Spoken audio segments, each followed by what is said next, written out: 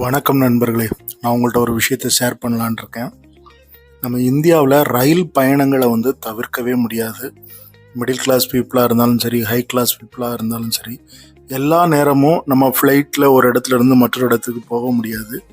போனாலும் அதுக்கு அதிகமான ஒரு செலவு தொகையை நம்ம கொடுக்க வேண்டியது இருக்கும். இந்தியா மாதிரியான மிடில் கிளாஸ்கள் அதிகமாக வாழக்கூடிய மக்களாகிய நம்ம அதிக நேரம் நம்ம ட்ராவல் பண்ணுறது ட்ரெயினில் தான்.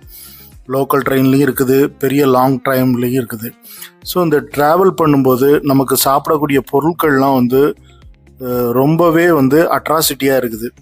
இப்போ நம்ம ஒரு நெடுந்தொலைவு போகிறோம் அப்படின்னா நம்ம வீட்டில் உணவை கட்டி கொடுத்துட்றாங்க. அது கிட்டத்தட்ட ஒரு நாளைக்கு பத்தும்.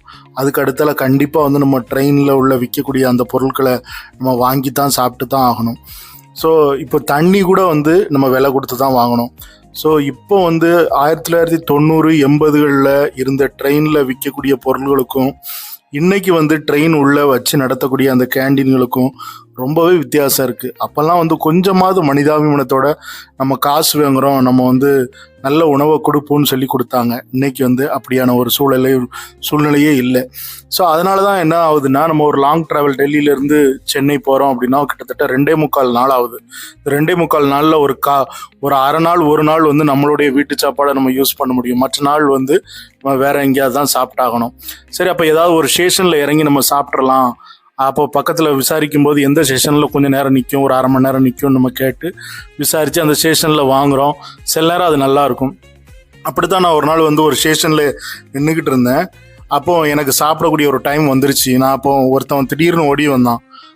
அவன் இந்த ஒரு நல்ல ஹோட்டல் வச்சு நடத்துகிறவன் மாதிரி ட்ரெயின் உள்ளே யாருக்கெல்லாம் என்ன சாப்பாடு வேணும், உங்களுக்கு என்ன வேணும், இட்லி வேணுமா, தோசை வேணுமா, சுட சுட இருக்குது அப்படின்னா.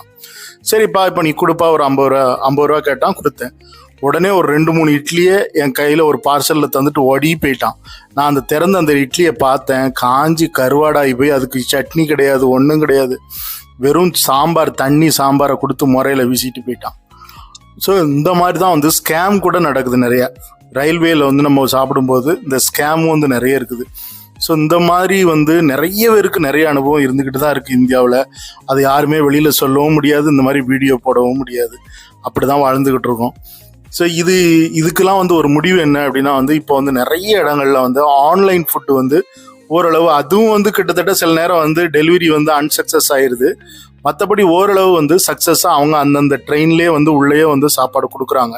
அந்த உணவு கொஞ்சம் நம்ம அஃபோர்டபுளாக நம்மளால் முடியும்னு நினைக்கிறேன். நன்றி.